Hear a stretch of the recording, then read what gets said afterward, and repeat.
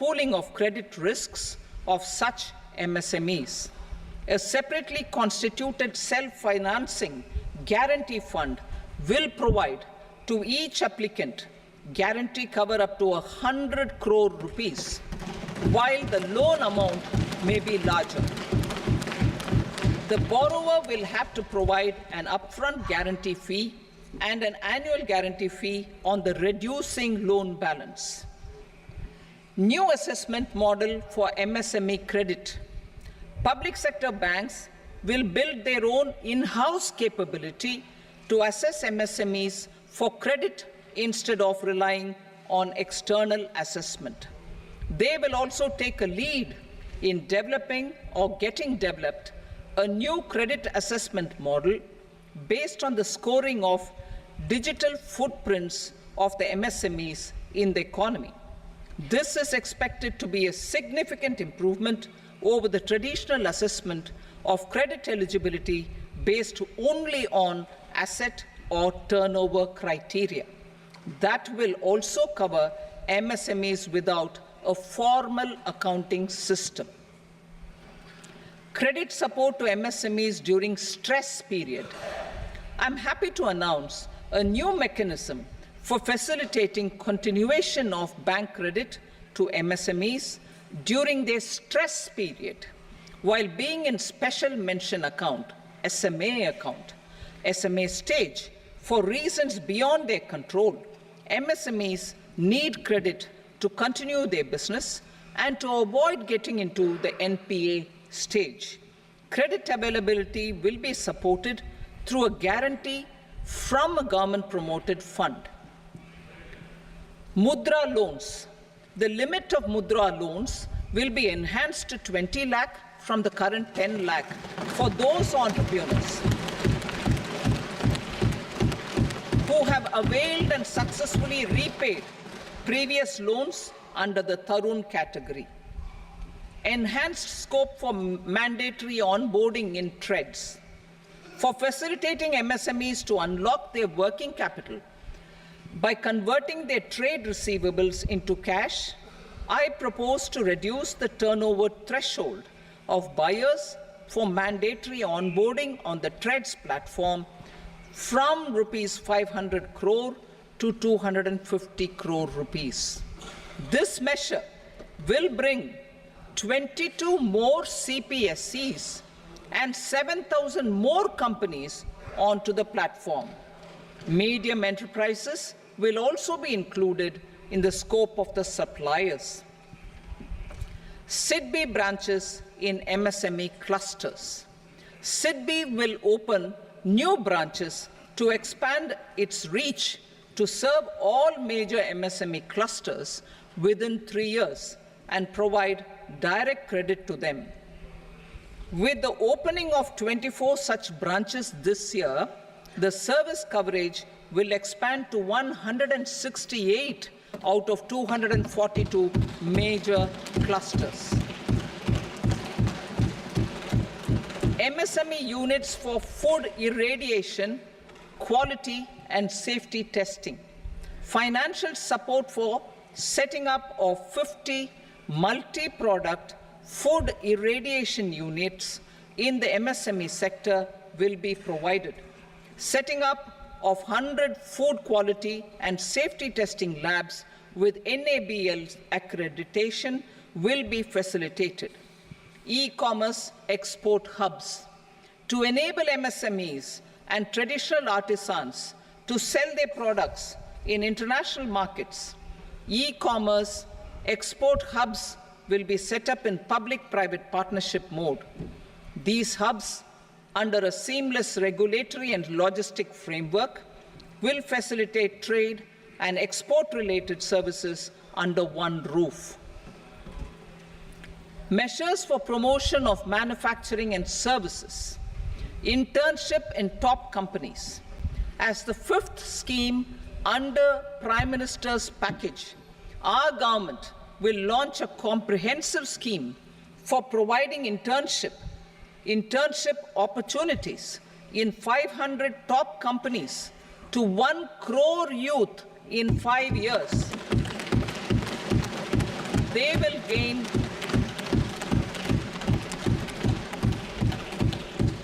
will gain exposure for 12 months to real-life business environment, varied professions, and employment opportunities. An internship allowance of 5,000 per month, 5,000 rupees per month, along with a one-time assistance of 6,000 rupees will be provided. Companies will be expected to bear the training cost and 10% of their internship cost from their CSR funds. Industrial parks. Our government will facilitate development of investment-ready, plug-and-play industrial parks with complete infrastructure in or near 100 cities in partnership with the states and private sector by better using town planning schemes. 12 industrial parks under the National Industrial Corridor Development Program also will be sanctioned.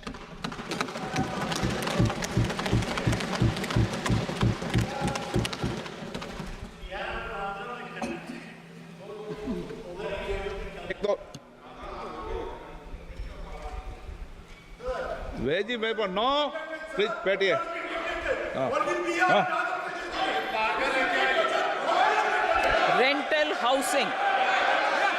Rental housing with dormitory type accommodation for industrial workers will be, just 1 minute.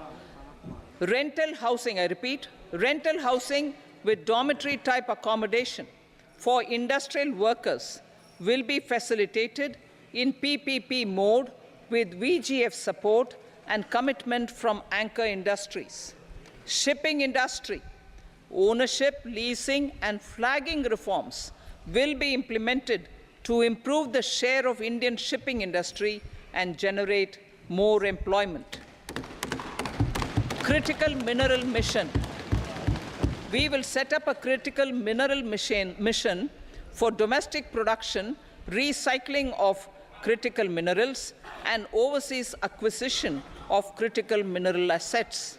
Its mandate will include technology development, skilled workforce, extended producer responsibility framework, and a suitable financing mechanism. Offshore mining of minerals. Our government will launch the auction of the first tranche of offshore blocks for mining, building on the exploration already carried out. Digital public infrastructure applications. Turning to the services sector, I propose development of DPI applications at population scale for productivity gains, business opportunities, and innovation by the private sector. These are planned in the areas of credit, e-commerce, education, health, law and justice, logistics, MSME service delivery, and urban governance. Integrated technology platform for IBC ecosystem. An integrated technology platform will be set up for improving the outcomes under the Insolvency Bankruptcy Code for achieving consistency, transparency, timely processing, and better oversight for all stakeholders. Voluntary closure of LLPs. The services of the Center for Processing Accelerated Corporate Exit, CPACE, will be extended for voluntary closure of LLPs to reduce the closure times. National Company Law Tribunals. The IBC has resolved more than 1,000 companies, resulting in direct recovery of 3.3 lakh crore to creditors. 3.3 lakh crore rupees to creditors. In addition, 28,000 cases involving over 10 lakh crore rupees have been disposed of even prior to admission.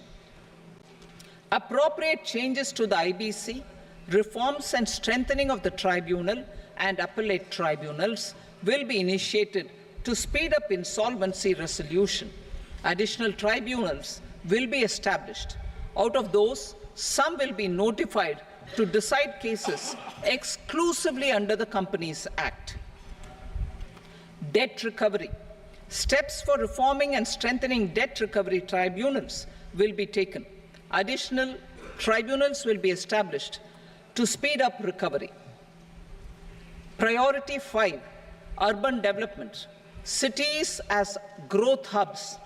Working with states, our government will facilitate development of cities as growth hubs. This will be achieved through economic and transit planning and orderly development of peri-urban areas utilizing town planning schemes. Creative redevelopment of cities. For creative brownfield redevelopment of existing cities with a transformative impact, our government will formulate a framework for enabling policies, market-based mechanisms, and regulation. Transit-oriented development. Transit-oriented development plans for 14 large cities with a population above 30 lakh will be formulated, along with an implementation and financing strategy.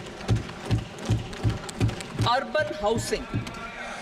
Under the PM Awas Yojana, Urban 2.0, housing needs of 1 crore urban poor and middle-class families will be addressed with an investment of 10 lakh crore rupees. This will include the central assistance of 2.2 lakh crore rupees in the next 5 years. A provision of interest subsidy to facilitate loans at affordable rates is also envisaged. In addition, enabling policies and regulations for efficient and transparent rental housing markets with enhanced availability will also be put in place. Water supply and sanitation. In partnership with state governments and multilateral development banks, we will promote water supply, sewage treatments, and solid waste management projects and services for 100 large cities through bankable projects. These projects will also envisage use of treated water for irrigation and filling up of tanks in nearby areas. Street markets. Building on the success of PM Swanidhi scheme in transforming the lives of street vendors, our government envisions a scheme to support each year over the next 5 years the development of 100 weekly hearts or street food hubs in select cities. Stamp duty. We will encourage states which continue to charge high stamp duty to moderate the rates for all and also consider further lowering duties for properties purchased by women. This reform will be made an essential component of urban development schemes. Priority 6, energy security, energy transition. In the interim budget, I had announced our strategy to sustain high and more resource-efficient economic growth, along with the energy security in terms of availability, accessibility, and affordability. We will bring out a policy document on appropriate energy transition pathways that balances the imperatives of employment, growth, and environmental sustainability. PM Surya Ghar Muft Bijli Yojana. PM Surya Ghar Muft Bijli Yojana. In line with the announcement in the interim budget,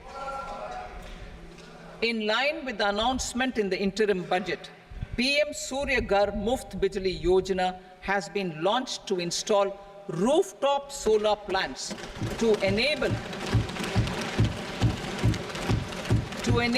1 crore households obtain free electricity up to 300 units every month. The scheme has generated remarkable response with more than 1.28 crore registrations and 14 lakh applications, and we will further encourage it. Pumped storage policy. A policy for promoting pumped storage projects will be brought out for electricity storage and facilitating smooth integration of the growing share of renewable energy with its variable and intermittent nature in the overall energy mix. Research and development of small and modular nuclear reactors. Nuclear energy is expected to form a very significant part of the energy mix for Vikasit Bharat. Towards that pursuit, our government will partner with the private sector for 1. Setting up Bharat Small Reactors, 2. Research and development of Bharat Small Modular Reactor, and 3.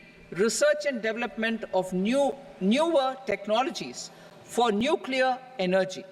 The R&D funding announced in the interim budget will be made available for this sector also.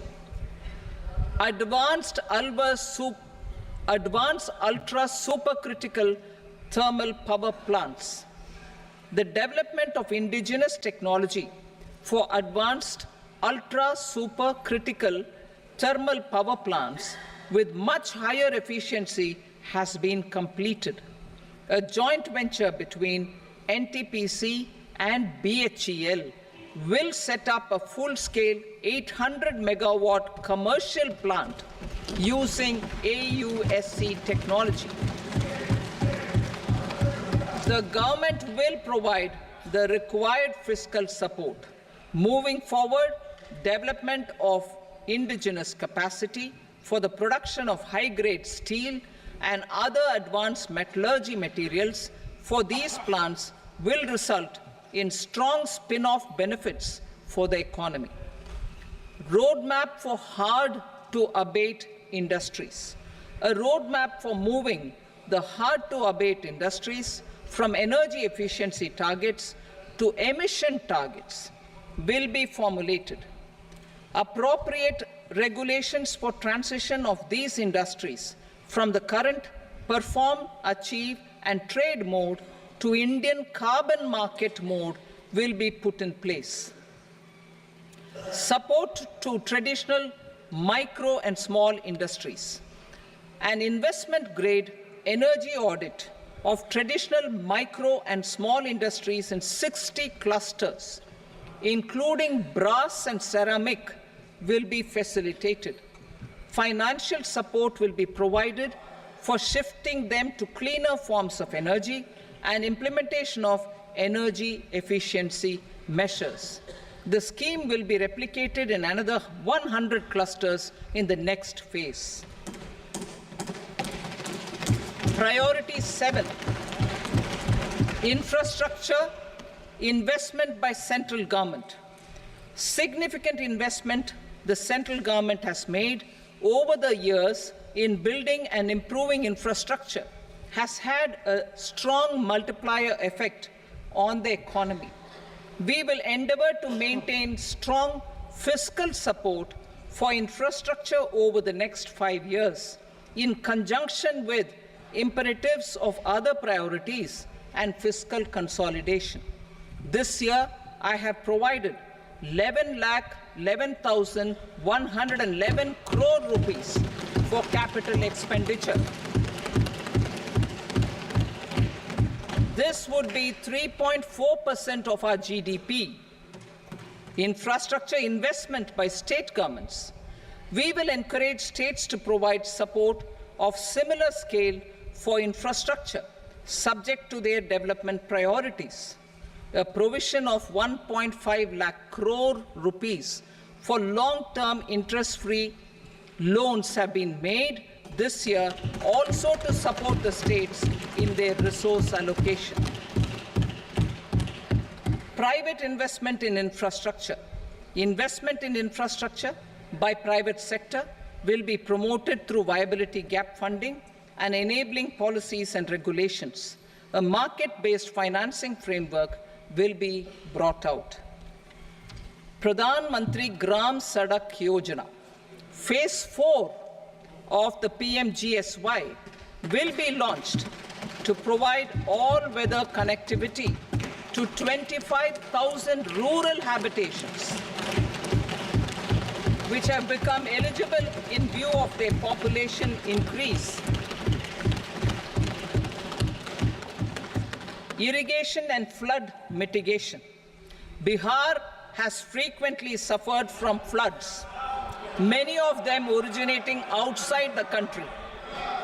Plans to build flood control structures in Nepal are yet to progress.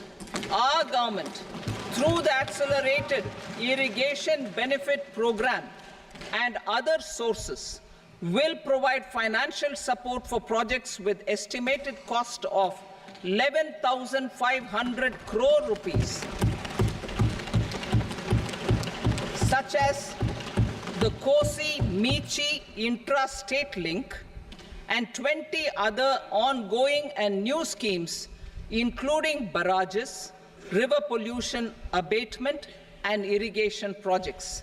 In addition, survey and investigation of Kosi-related flood mitigation and irrigation projects will be undertaken.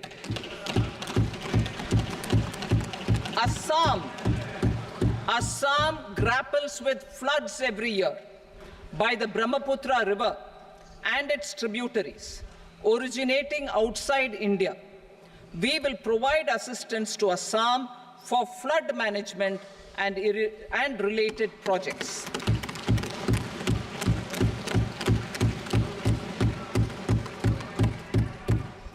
Himachal Pradesh suffered extensive losses due to floods last year. Our government will provide assistance to the state for reconstruction and rehabilitation through multilateral development assistance.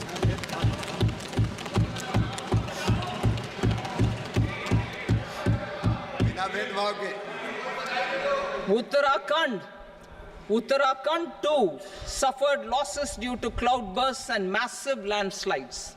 We will provide assistance to the state. Recently, Sikkim witnessed devastating flash floods and landslides that wreaked havoc across the state. Our government will provide assistance to the state. Tourism. Tourism has always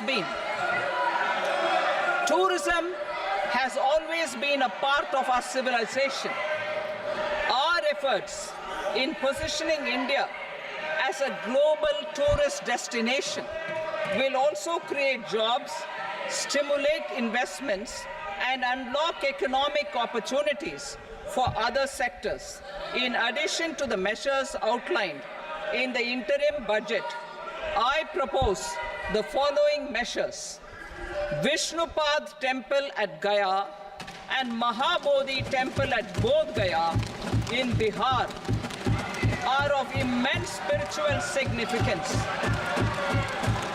Comprehensive development of Vishnupad Temple corridor and Mahabodhi Temple corridor will be supported, modeled on the successful Kashi Vishwanath Temple corridor to transform them into world-class pilgrim and tourist destinations.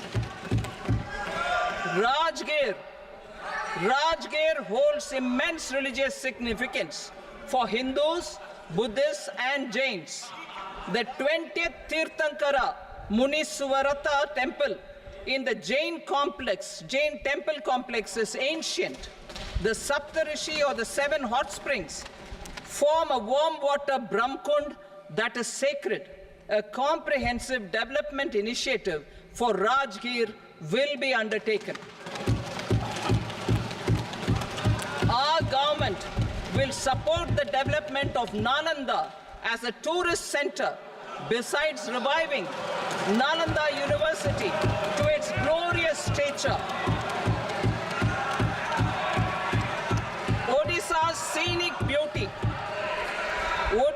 scenic beauty, temples, monuments, craftsmanship, wildlife sanctuaries, natural landscapes and pristine beaches make it an ultimate tourism destination. Our government will provide assistance for their development to Odisha as well. Priority 8, innovation, research and development. We will operationalize the Anusandhan National Research Fund for basic research and prototype development. Further, we will set up a mechanism for spurring private sector-driven research and innovation at commercial scale with a financing pool of 1 lakh crore rupees in line with the announcement in the interim budget. Space economy. With our continued emphasis on expanding the space economy by 5 times in the next 10 years, a venture capital fund of 1,000 crore rupees will be set up. Priority 9, next generation reforms. Economic policy framework. We will formulate an economic policy framework to delineate the overarching approach to economic development and set the scope of the next generation of reforms for facilitating employment opportunities and sustaining high growth. Our government will initiate and incentivize reforms for 1. Improving productivity of factors of production, and 2. Facilitating markets and sectors to become more efficient. These reforms will cover all factors of production, namely land, labor, capital, and entrepreneurship, and technology as an enabler of improving total factor productivity and bridging inequality. Effective implementation of several of these reforms requires collaboration between the center and the states and building consensus as development of the country lies in development of the states. For promoting competitive federalism and incentivizing states for faster implementation of reforms, I propose to earmark a significant part of the 50-year interest-free loan. Working with the states, we will initiate the following reforms.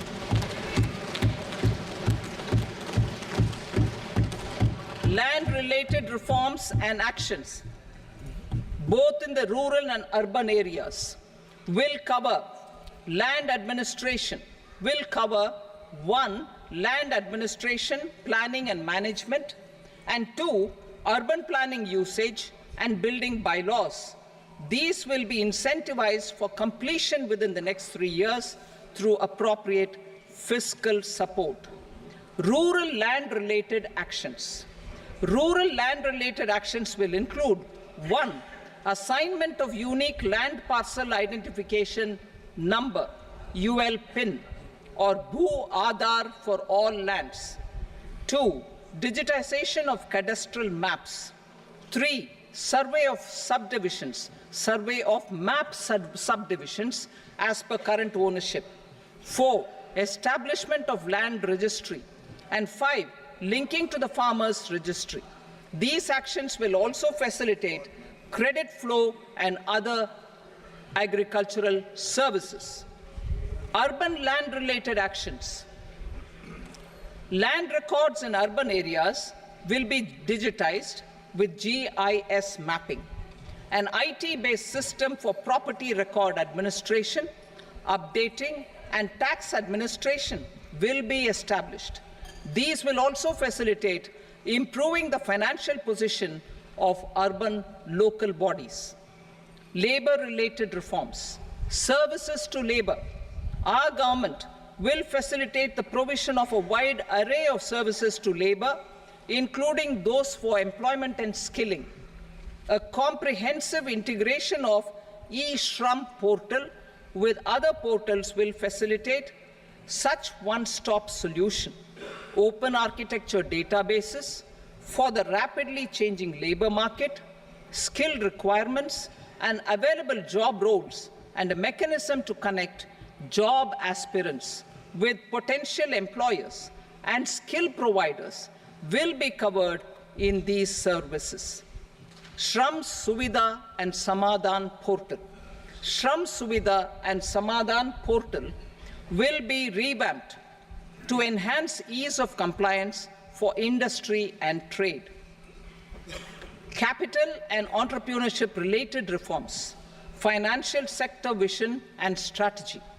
For meeting financing needs of the economy, our government will bring out a financial sector vision and strategy document to prepare the sector in terms of size, capacity, and skills. This will set the agenda for the next 5 years and guide the work of the government, regulators, financial institutions, and market participants. Taxonomy for climate finance. We will develop taxonomy for climate finance for enhancing the availability of capital for climate adaptation and mitigation. This will support achievement of the country's climate commitments and green transition. Variable capital company structure. We will seek the required legislative approval for providing an efficient and flexible mode for financing leasing of aircrafts and ships and pooled funds of private equity through a variable company structure. Foreign direct investments and overseas investment. The rules and regulations for foreign direct investment and overseas investments will be simplified to 1. Facilitate foreign direct investments, 2. Nudge prioritization, and 3. Promote opportunities for using Indian rupee as a currency for overseas investment. NPS Vatsalya. NPS Vatsalya, a plan for contribution by parents and guardians for minors, will be started. On attaining the age of majority, the plan can be converted seamlessly into a normal NPS account. Use of technology. We have successfully used technology for improving productivity and bridging inequality in our economy during the past 10 years. Public investment in digital infrastructure and innovations by the private sector have helped in improving access of all citizens, particularly the common people, to market resources, education, health and services. We will step up adoption of technology towards digitalization of the economy. Ease of doing business. For enhancing ease of doing business, we are already working on the Jan Vishwas Bill 2.0. Further, states will be incentivized for implementation of the business reforms, action plans, and digitalization. Data and statistics. For improving data governance, collection, processing and management of data and statistics, different sectoral databases, including those established under the Digital India Mission, will be utilized with active use of technology tools. New pension scheme. The committee to review the NPS has made considerable progress in its work. I am happy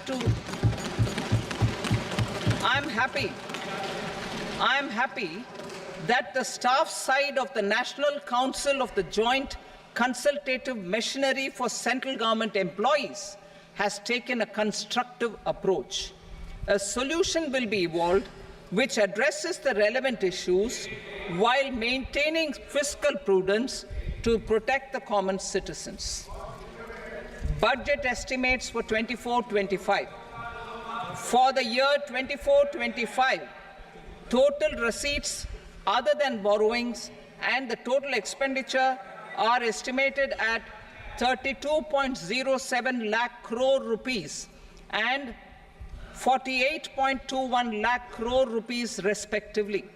The net tax receipts are estimated at 25.83 lakh crore rupees. The fiscal deficit is estimated at 4.9% of the GDP.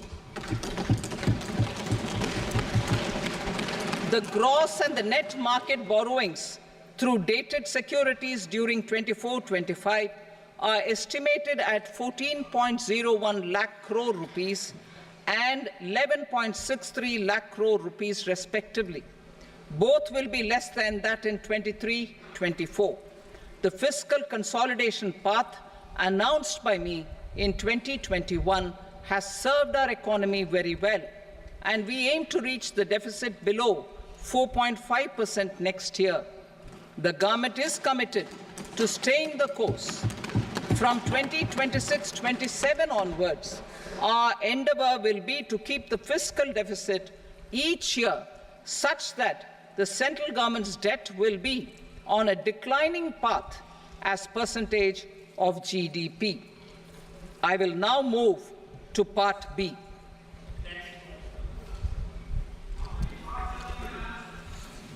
Indirect taxes. Sir, I start with GST.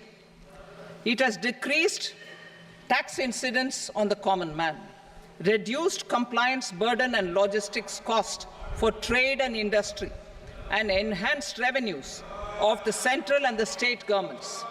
It is a success of vast proportions. To multiply the benefits of GST, we will strive to further simplify and rationalize the tax structure and endeavour to expand it to the remaining sectors. My proposals for customs duties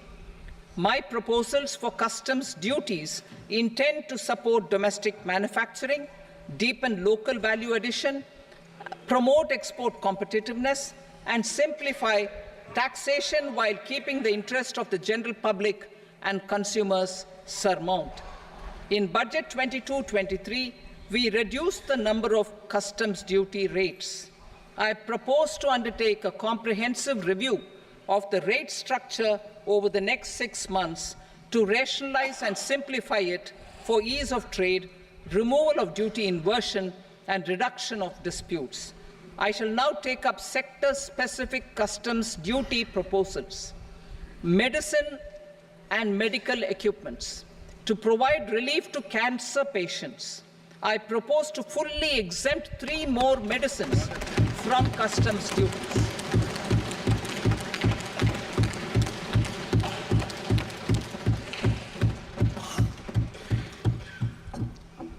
I also propose changes in the BCD on X-ray tubes and flat panel detectors for use in medical X-ray machines under the phased manufacturing program so as to synchronize them with the domestic capacity addition. Mobile phone and related parts.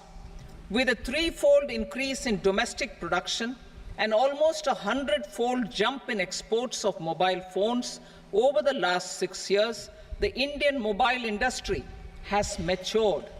In the interest of consumers, I now propose to reduce the BCD on mobile phone, mobile PCBA, and mobile charger to 15%. Critical minerals. Minerals such as lithium, copper, cobalt, and rare earth elements are critical for sectors like nuclear energy, renewable energy, space, defense, telecommunications, and high-tech electronics. I propose to fully exempt customs duties on 25 critical minerals and reduce BCD on 2 of them. This will provide a major fillip to the processing and refining of such minerals and help secure their availability for these strategic and important sectors. Solar energy. Energy transition is critical in the fight against climate change. To support energy transition, I propose to expand the list of exempted capital goods for use in the manufacture of solar cells and panels in the country. Further, in view of sufficient domestic manufacturing capacity of solar gas, glass, and tinned copper interconnect, I propose not to extend the exemption of custom duties provided to them. Marine products. India's seafood exports in the last financial year touched an all-time high of more than 60,000 crores of rupees. Frozen shrimp accounted for about 2/3 of these exports. To enhance their competitiveness, I propose to reduce BCD on certain broodstock, polychaete worms, shrimp, and fish feed to 5%. I also propose to exempt customs duty on various inputs for manufacture of shrimp and fish feed. Leather and textile. Similarly, to enhance the competitiveness of exports in the leather and textile sectors, I propose to reduce BCD on real down-filling material from duck or goose. I am also making additions to the list of exempted goods for manufacture of leather and textile garments, footwear, and other leather articles for export. To rectify inversion in duty, I propose to reduce BCD subject to conditions on methylene diphenyl diisocyanate MDI for manufacture of spandex yarn from 7.5 to 5%. Furthermore, the export duty structure on raw hides, skin, and leather is proposed to be simplified and rationalized. Precious metals. To enhance domestic value addition in gold and precious metal jewelry in the country, I propose to reduce customs duties on gold and silver to 6% and that of platinum to 6.4%.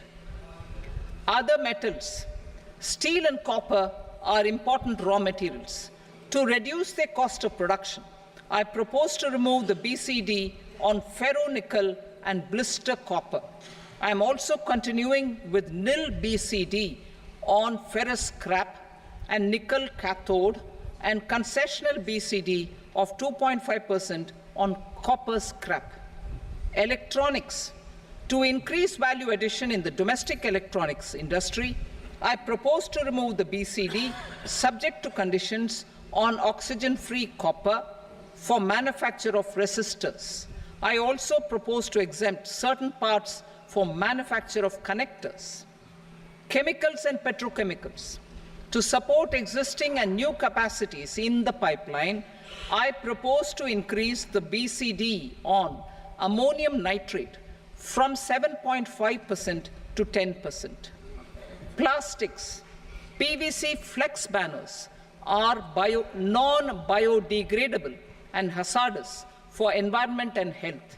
To curb their imports, I propose to raise the BCD on them from 10 to 25%. Telecommunication equipment.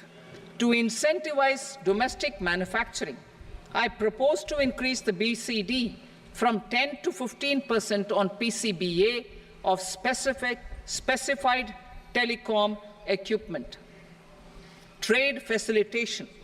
To promote domestic aviation and boat and ship MRO, I propose to extend the period for export of goods imported for repairs from 6 months to 1 year. I'll read that again. To promote domestic aviation and boat and ship maintenance, repair, and operations, I propose to extend the period for export of goods imported for repairs from 6 months to 1 year. In the same vein, I propose to extend the time limit for re-import of goods for repairs under warranty from 3 to 5 years. I now move to direct taxes. We will continue our efforts to simplify taxes, improve taxpayer services, provide tax certainty, and reduce litigation while enhancing revenues for funding the development and welfare schemes of the government. It has been our endeavor to simplify taxation. We have taken a number of measures in the last few years, including introduction of simplified tax regimes without exemptions and deductions for corporate tax and for personal income tax. This has been appreciated by taxpayers. 58% of corporate tax came from the simplified tax regime in the financial year 22-23. Similarly, as per data available till now, for the last fiscal, more than 2/3 have availed the new personal income tax regime. Comprehensive review of the Income Tax Act. I am now announcing a comprehensive review of the Income Tax Act 1961. The purpose is to make the Act concise, lucid, easy to read and understand. This will reduce disputes and litigation, thereby providing tax certainty to the taxpayers. I will also bring down the demand embroiled in litigation. It is proposed to be completed in 6 months. A beginning is being made in the Finance Bill by simplifying the tax regime for charities, TDS rate structures, provisions of reassessment and such provisions, and capital gains taxation. Simplification for charities and TDS. Two tax exemption regimes. The two tax exemption regimes for charities are proposed to be merged into one. The 5% TDS rate on many payments is being merged into the 2% TDS rate, and the 20% TDS rate on repurchase of units by mutual funds or UTI is being withdrawn. TDS rate on e-commerce operators is proposed to be reduced from 1 to 0.1%. Moreover, credit of TCS is proposed to be given in the TDS to be deducted on salary. Further, I propose to decriminalize delay for payment of TDS up to the due date of filing statement for the same.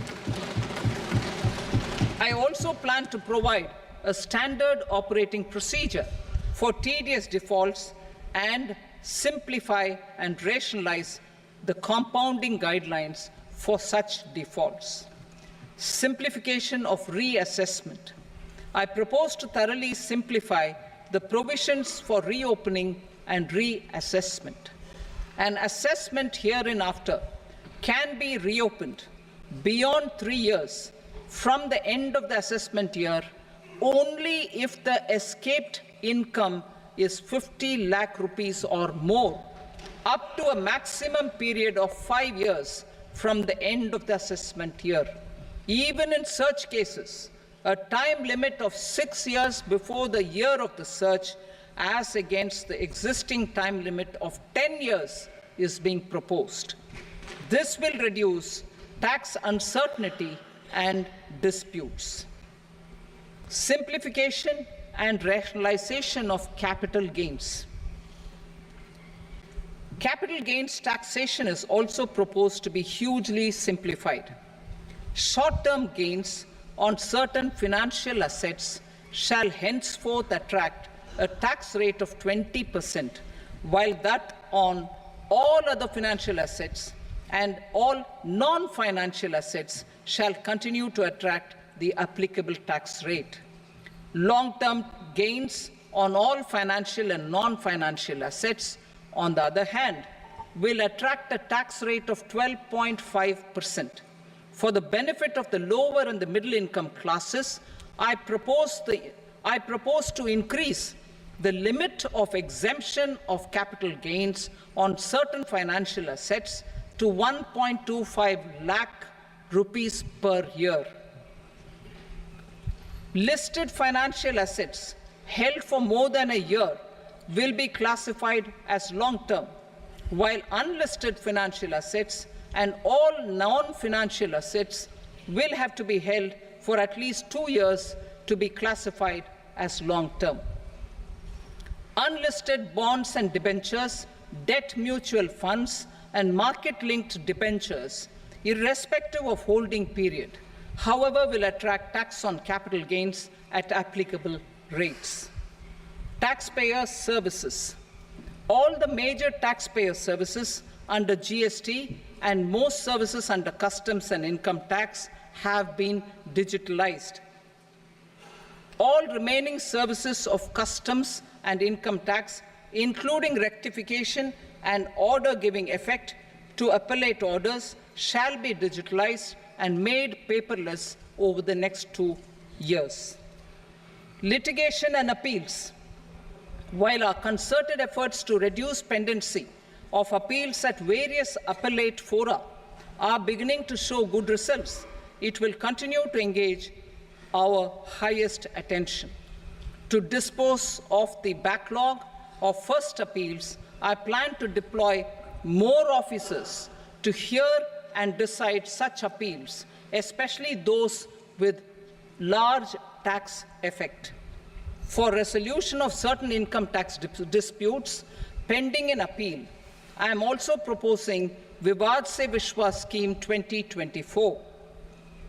Further, I propose to increase monetary limits for filing appeals related to direct taxes, excise and service tax in the tax tribunals, high courts and Supreme Court to 60 lakh rupees, 2 crore rupees and 5 crore respectively, with a view to reduce litigation and provide certainty in international taxation.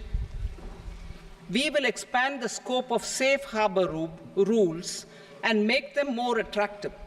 We will also streamline the transfer pricing assessment procedure. Employment and investment.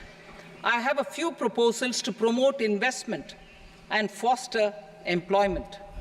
First of all, to bolster the Indian startup ecosystem, boost the entrepreneurial spirit, and to support innovation,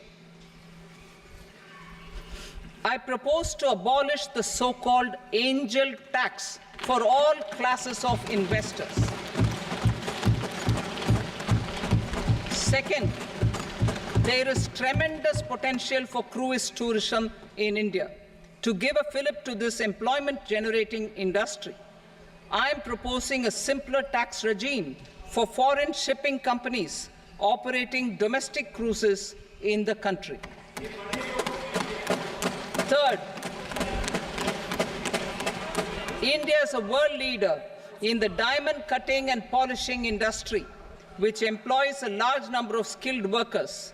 To further promote the development of this sector, we would provide for safe harbor rates for foreign mining companies selling raw diamonds in the country. Fourth, to attract foreign capital for our development needs, I propose to reduce the corporate tax rate on foreign companies from 40 to 35%. Deepening the tax base. I have a couple of proposals for deepening the tax base. First, security transaction tax on futures and options of securities is proposed to be increased to 0.02% and 0.1% respectively. Second, for reasons of equity, I propose to tax income received on buyback of shares in the hands of recipients.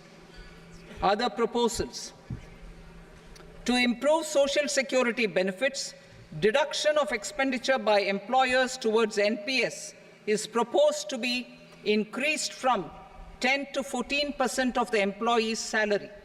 Similarly, deduction of this expenditure up to 14% of salary from the income of employees in private sector, public sector banks and undertakings opting for the new tax regime is proposed to be provided. Indian professionals working in multinationals get ESOPs and invest in social security schemes and other movable assets abroad. Non-reporting of such small foreign assets has penal consequences under the Black Money Act. Such non-reporting of movable assets up to 20 lakh rupees is proposed to be depenalized.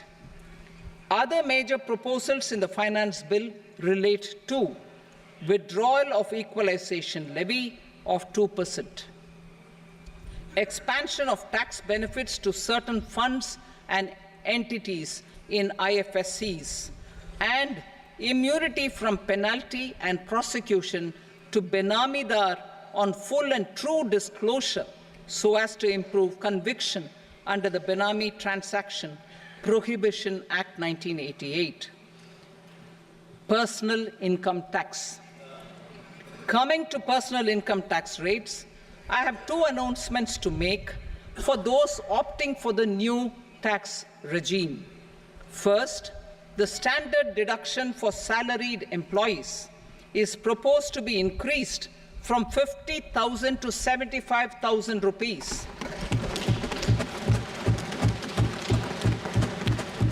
Similarly, deduction on family pension for pensioners is proposed to be enhanced from 15,000 to 25,000 rupees. This will provide relief to about 4 crore salaried individuals and pensioners.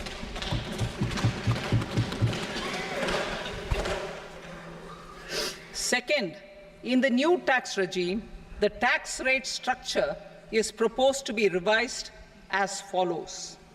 0 to 3 lakh rupees, nil. 3 to 7 lakh rupees, 5%.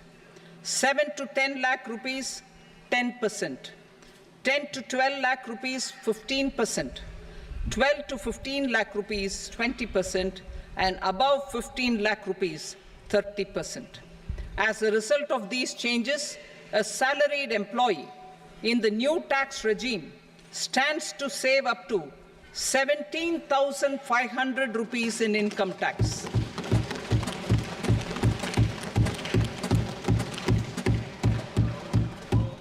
Apart from these, I am also making some other changes as given in the annexure. As a result of these proposals, revenue of about 37,000 crore, that is 29,000 crore in direct taxes and 8,000 crore in indirect taxes will be foregone, while revenue of about 30,000 crore rupees will be additionally mobilized. Thus, the total revenue foregone is about 7,000 crores annually. Mr. Speaker, sir, with this, I commend the budget to this august House. Jai Hind.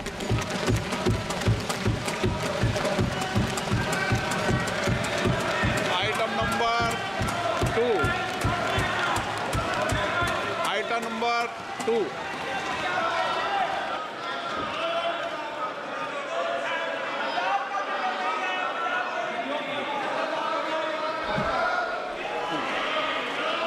Sir, with your permission, I rise to lay on the table the following statements under Section 3 of the Fiscal Responsibility and Budget Management, FRBM Act 2003, medium-term fiscal policy cum fiscal policy strategy statement, and macroeconomic framework statement. Item number 3. Sir, with your permission, I rise to move for leave to introduce the Finance Number 2 Bill 2024. प्रश्न ये कि विधेयक को पुनर्स्थापित करने की अनुमति प्रदान की जाए। जो सदस्य इसके पक्ष में हाँ कहें, जो सदस्य विरोध में ना कहें, मेरे विचार में निर्णय हाँ वालों के पक्ष में अनुमति प्रदान की जाती है। माननीय मंत्री जी, अब विधेयक पुनर्स्थापित करें। Sir, I introduce the bill. Item number 4. The Union Territory of Jammu and Kashmir budget. Sir, I rise to present a statement, Hindi and English versions, of the estimated receipts and expenditure of the Union Territory of Jammu and Kashmir for the year 24-25. सभा की कार्रवाई कल बुधवार दिनांक 24 जुलाई 2024 को प्राप्त 11 बजे तक के लिए स्थगित की जाती है।